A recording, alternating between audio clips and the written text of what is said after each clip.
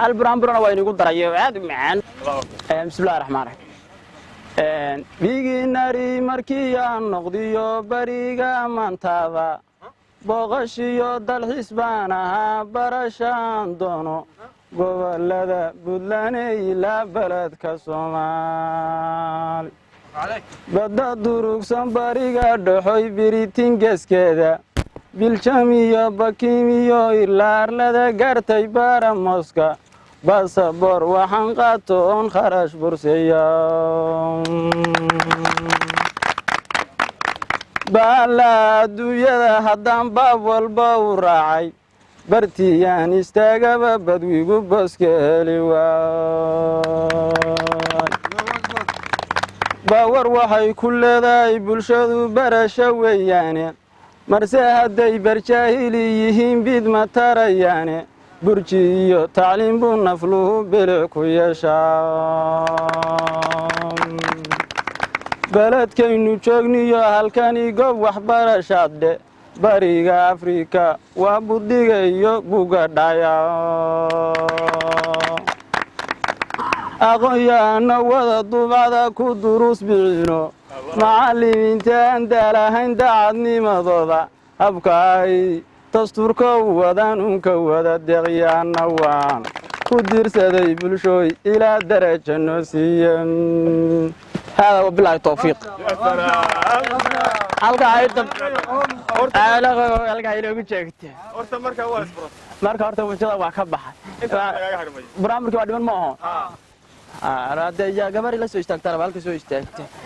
oo ii jiibisay la barnaamijaya qofna samay dhawa ma santii ma santii hada barnaamijku marka badan horta aroosyada la joogo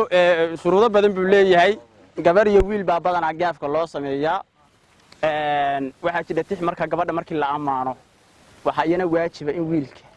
amaantiisa iyana tibix lagu siiyo walba Soomaaliyaan been sheegay adaala la yiraahdo marka aan yara barnaamijka ku dhufto hobala yeey hadaba hobala wanaagsan hal yar baan koranaya burambur waa barasho iyo bawsinimo ku yahay oo bawsan maaye ka shaydu ku beeran yahay biqina maaye bayaan baan ka dhigahaya sidii bararo baqaar baan ku shubayaa jinano ajeno da ka taginayo abiya insha Allah gabar dhalaalaysa midabkeedu dhiinjaryahay timuhu ay dhabarka joogaan dhexdoona yadhaay abbowe calaf baa ku siiye cidlada ka dhowr allahumma salli ala sayyidina muhammad halkaas waa dhinaca gabadha ma ujeedaa de wiilkii baa haray isagana waa inaan markaa jixiyar ugu tuura wiilka cananaaska beero cudbigu u baxo maraykanka casheeyayo romacaga hadhigay batiikha ku casuumi jiray dowladaha carbeed abbaye calaf baa ku siiye cidlada ka dhow aad iyo aad baad u mahadsantihiin